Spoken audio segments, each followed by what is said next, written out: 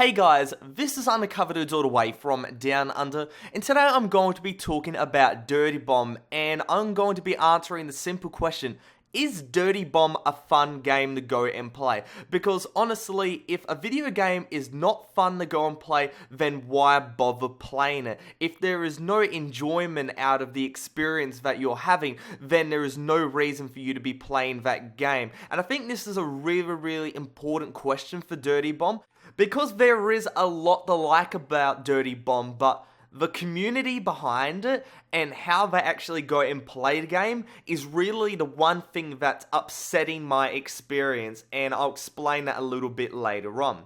First up, let's just go through the game itself, starting with the graphics. The graphics are awesome, it's gorgeous. You look at a fire, it's really nice. You look at a wall, it's really nice. You can just stand and just look at the real landscape of the game for quite a long time and just kind of soak in all the beauty. If you chuck it on max graphics, the game is absolutely gorgeous. So massive thumbs up for Splash Damage. They've really made a nice looking free-to-play first-person shooter.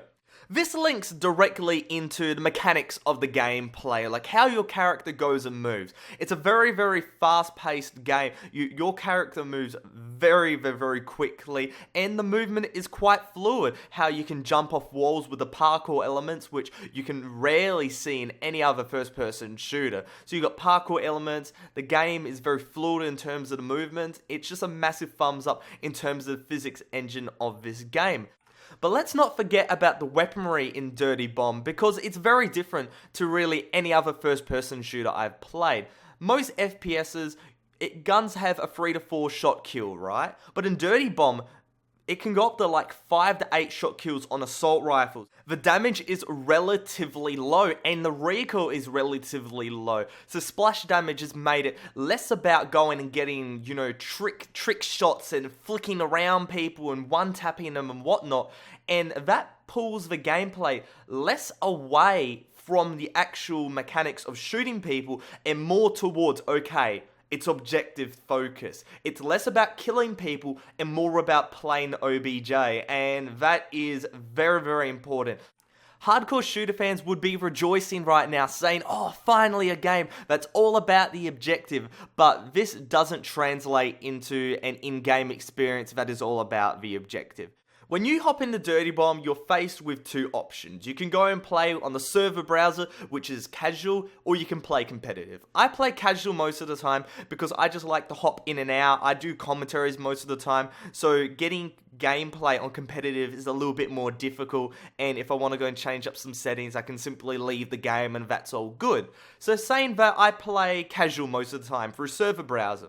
But it seems like most of the time when I go and play on these casual servers, it's like a 1v7. My 6 other teammates are just bum rushing enemies, trying to go and get as many kills as possible, but forgetting there's an EV right at the start of the map they've got to go and repair. So I'm solo repairing it, trying to take this EV halfway through the map. I get sniped by one person, and then the rest of my teammates are just like chickens without their heads on, thinking, oh my god, what am I going to go and do? I've got to go and get as many kills as possible.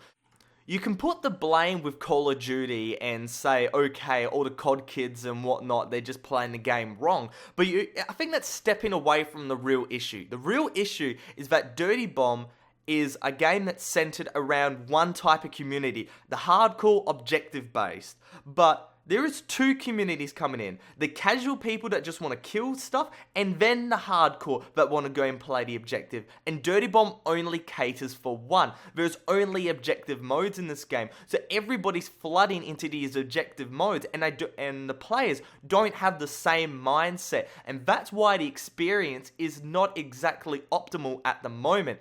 What Splash Damage needs to do is recognize that their community is split. For that, you need to make modes for the casual community. That is, deathmatch and team deathmatch modes.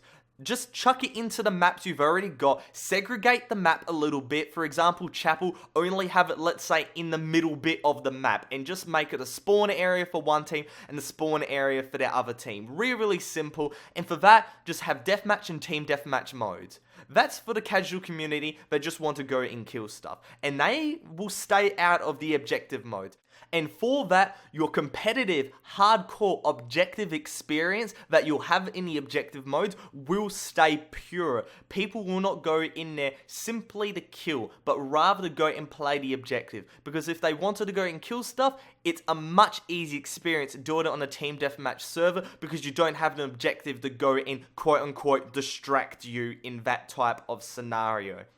And if you want to go and make the objective experience more profound and educate these more casual people into playing these objective modes, then force the tutorial. Don't make it optional and make it really, really objective heavy. So people can go and see, okay, the true essence of playing Dirty Bomb is actually this type of objective experience. If you don't want to go and play it that way, that's absolutely fine, but you're going to be missing out. You've got to really force out that missing out element, because that's where, I say 60-70% of the experience is.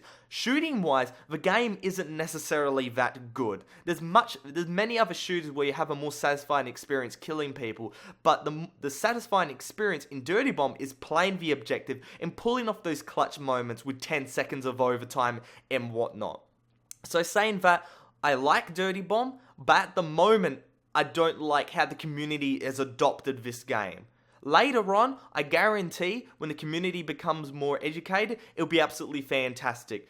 That's how Counter-Strike Global Offensive was. A lot of people weren't really playing the objective, but then they went and implemented the arms race and the deathmatch modes. And if you want to just go and kill people, you can go and hop on those servers, and that is absolutely fine if you're that type of player. That's what Dirty Bomb needs to do. They need to go and learn from what's been done in the past with objective games, and I think this game will flourish fantastically. But other than that, it's Undercover Dudes all the way from Down Under, out.